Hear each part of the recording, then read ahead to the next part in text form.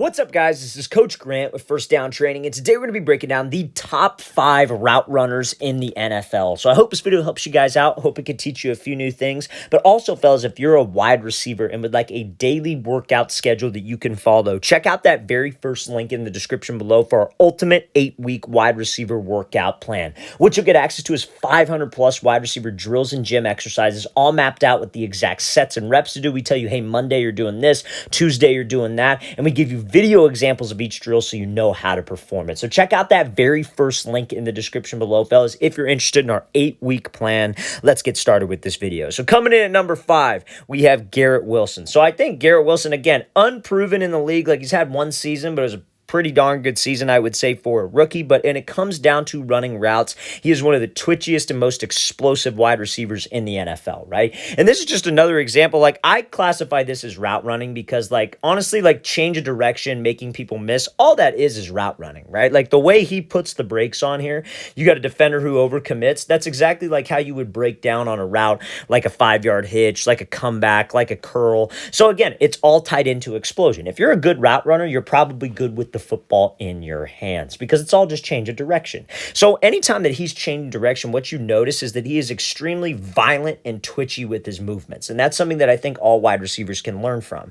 Like, you're running that route, a curl, you're running a comeback, you're running a hitch. Anytime that you're running that route, you're trying to run full speed, right? Because we're trying to make this DB think we're going in this direction, or we're trying to make the DB think that we're running a fade. So when we do that, we got to run hard. The only way you change direction and decelerate when you're running hard is you have a violent drop. Something I tell my wide receivers: pretend you have a string attached to your chin and somebody is pulling the string straight down to your knee. If you can pull that string from chin to knee as quickly as you can and you get low, you're going to be able to change direction. And this is something that a lot of wide receivers need to work on. A lot of wide receivers just simply don't have that quick twitch yet. But what you can do, in the gym, work different explosive movements like box jumps, power cleans, different Olympic lifts to increase that explosion and that power so it translates onto the field. But Garrett Wilson coming in at number 5. His change of direction is the main reason why I think he's on this list. I'm excited for the big year that he's going to have. Now, next up, we have Amari Cooper. So Amari Cooper coming in at number 4.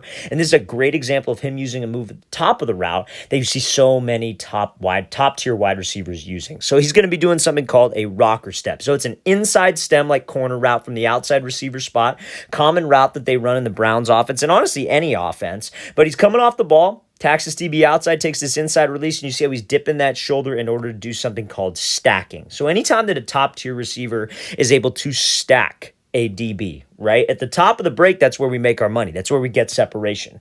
Off the line of scrimmage, it's more about keeping timing and spacing with the quarterback. We want to get off the ball fast. We want to be able to make sure that I don't force a release. Like, for example, if like you're lined up here, you have a DB who's lined up inside shade. I don't want to force an inside release and then go run my post because the spacing of the play is off. I want to take what he gives me and let's get off the ball fast. But let's try to stack.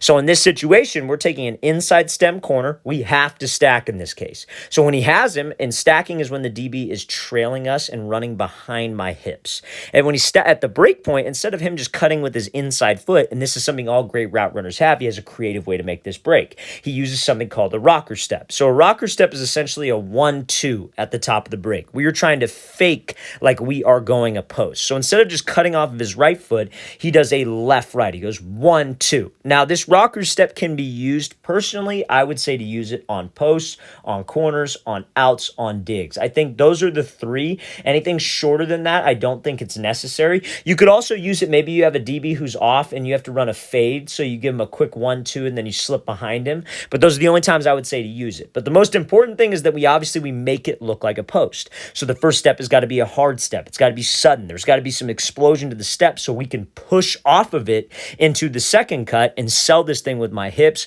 my shoulders to get that DB to crash inside, and then you see the separation he is able to get. The details, fellas, those different details are what all of those top-tier wide receivers have, especially the top-tier route runners. So let's play this again full speed one more time. Great job by Cooper taking that inside release, hitting that move, and then winning on the corner. So now, coming in at number 3, this is my opinion too. But I think this guy is absolutely insane with his route since Calvin Ridley. The way he's able to get in and out of his breaks with little to no wasted motion is something that not even like the best wide receivers, best route runners in the history are able to get out of their breaks this quickly. So that's why I would classify him number 3. So let's watch what he's doing here. So he's running this route. I know it's on air, but I challenge anybody to try to get out of that break that fast. Any NFL wide receiver to get out of that break that fast. This change of direction is not something that everybody has. Like, it's almost something that's like barely teachable, right? Because he's just that explosive and he is that smooth with his breaks. So he's running this like 10 to 12 yard like basic dig route. So like a basic is where like you break down at the break point. A lot of people were saying that this is a speed cut. I wouldn't classify this as a speed cut. I would classify this as like a basic, because there's like two types of dig routes, right? So you have like a post dig where you break to the post and then you hit like a hard cut and then flatten it off, so you're not breaking down. Then you have a basic dig where you break down at the break point and you come straight across. This I would classify as like a basic dig. So when you're running that basic all the way up into the move, you have to make sure that we're making the DB think we're doing what? Running a fade. And one of the hardest things that so many wide receivers struggle with is being able to change direction running in full stride. So everybody knows they got to run hard. Everybody knows that their body language is what sells their routes. A lot of guys like to raise up with their chest. They bring their chin up before they drop into the break to kind of over-exaggerate it. Guys, when you got a DB who's watching our hips and reading our body language, I can't do that. I should be able to take a photo of you at 5 yards and a photo of you at 10 to 12 where the break is, and it should be the exact same picture. That's what we're trying to strive for. It's much easier said than done, obviously. So Ridley, you see how his stride is so long. It's the same type of stride, and he is able to break right in stride, drops his hips. Again, he is bringing his chest to his quad. He is sitting down. He's got that string pull from chin to knee. Could he have gotten maybe a little bit lower? Probably. But again, that goes to show how smooth he is with his breaks. Doesn't need to get crazy low. So he drops here. Now, to get out of this type of break, the mistake that so many receivers make is that they'll waste time by taking extra steps at the break point. So they'll drop down and they'll snap down great, but because they have so much speed and they don't know how to control the speed, their next step, toes will be pointed forward, third step, toes will forward, fourth, 5, 6, 7, then they're out of the break. Guys, that takes too long. You know, at a youth or a high school level, that might be fine, but when you're going up against top tier DBs who are disciplined, who work on their breaks just as much as we work on our breaks, we have to eliminate wasted steps. So when he gets into this break, you see how he drops, but watch his second step. You see how his second step starts to pivot. His step's on like almost a 45-degree angle because that 45 pivots his hips. Now, the reason why a lot of receivers can't do this, or they'll slip when they'll do this, is they don't take care of business with the first step. They call this a trigger step. So you have to trigger, aka snap down. That's what gets your center of gravity lower, bringing your chest to your quad, bringing your chin to your knee on the string pull. Then, because we're in this low position, we can pivot. Then we can hook. And the whole time we are staying low, feet are staying inside my frame, he's able to drive out of this thing in 3 steps. If you're getting out of a break in 3 steps with the kind of speed that he had into that break, and then he's able to accelerate out, that's mastering all 3 phases of the route. Sell, break point, accelerate. And if you can master all 3 phases, DB can't touch you. And on this route, there is not a single person alive, I think, that could guard that if he runs it like that consistently in a game time environment. That's how quickly he's in and out of this break. Again, I know it's practice. I know it's t-shirt and shorts, but a lot of people just think he's out there running a route. This is an extremely hard break to do when you get into the break with that much speed. And that's why Ridley's number 3 on my list, because again, of his change of direction. Okay, so now, next up here, we got Stefan Diggs. So Stefan Diggs is honestly like, I think he's very, very crafty with his releases. I think he is very, very smart with his releases, and this is another great example of that. So he's going to be running like a 5-yard like in or 5-yard under route. So let's play this thing full speed, and then we'll break it down. So he comes off here, he hits this little like slide, gives a move, and then cuts back underneath on that under. So now, when he does this release, this is a release that so many top tier wide receivers do when they have to run like let's say it's a fade ball. Let's say, they're running like an outside release into an out route, a comeback route. They'll come off the ball and they'll hit this little like kind of slide release where they do this little hesitation skip. DB thinks that we're breaking back to the inside and then we accelerate off and go. So all great route runners, all great wide receivers are able to do this type of thing, but they're able to pair their releases together. They're able to make it look similar, right? Because Diggs could very easily just hesitate and then go take off on a fade and probably win on this DB. But maybe he's done it before. Maybe he's done this before on a route on film that this DB has seen. Maybe he's done it before in the game when he's not getting the ball, whatever it is, backside on a play. So now he's got to run like a 5-yard under route. He's not a first read. He's more like a second or third read. So it takes a little bit longer to develop. That's why he's slow with the release. You guys got to understand the difference between these releases, because there are times where Diggs comes off the ball and he's extremely fast, and that's probably when he's a first read. But when he's a backside read or a second, third read, that means the quarterback is looking at two other routes and then coming back to him. He could be a little more patient off the ball. That means he could be a little more creative with his release, and that means he could set things up. So he does this little slide. He hesitates to the outside. DB overcommits to it. He sells. He throws this good crossover fake and gets that DB to jump, and you see how he's able to win on that slant. So now, again, what this sets up for him later in the game, because again, you might think, well, this is a 5-yard gain, like who cares? What this sets up later in the game is for this DB, he does the same type of slide, and this DB sits to the inside real discipline, then we just take off and go run a fade. It's all a mind game, fellas, when it comes to press release work.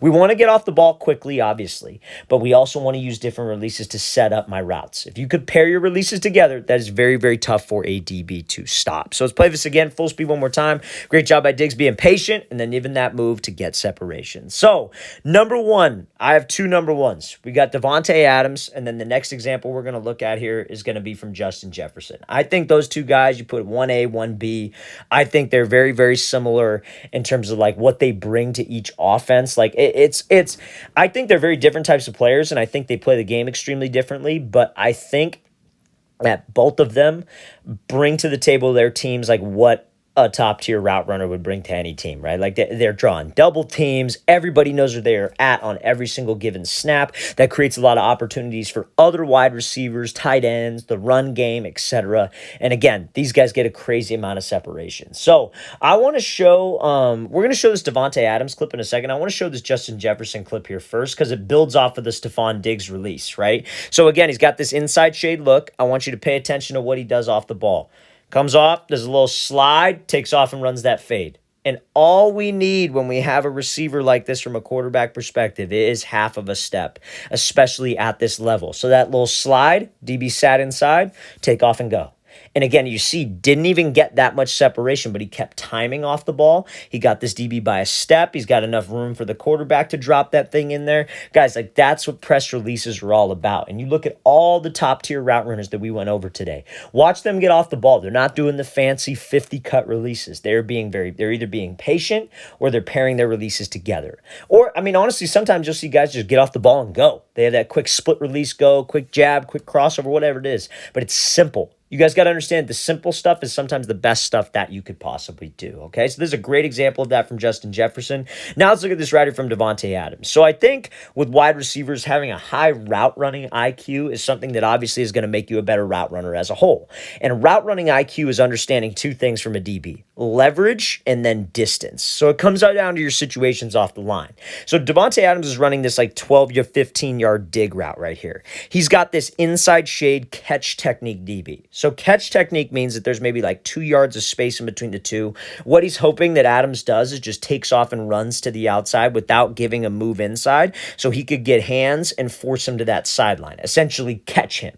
So what we have to do as a wide receiver is we got to attack him to the inside because that's where his leverage is. The best way to get a DB to move is to make him think we are going where he doesn't want me to go. He doesn't want me to go inside, so let's make him think we're going inside. But rather than just me giving a quick jab inside or a quick crossover, I got to do something first. I got to close the space. I got to bring this line of scrimmage to him. So now he's on the alert. When you go at him and then make a move and he jumps, it makes it very easy for us to go hip to hip with him and stack over the top of him, which is what we ultimately want to do.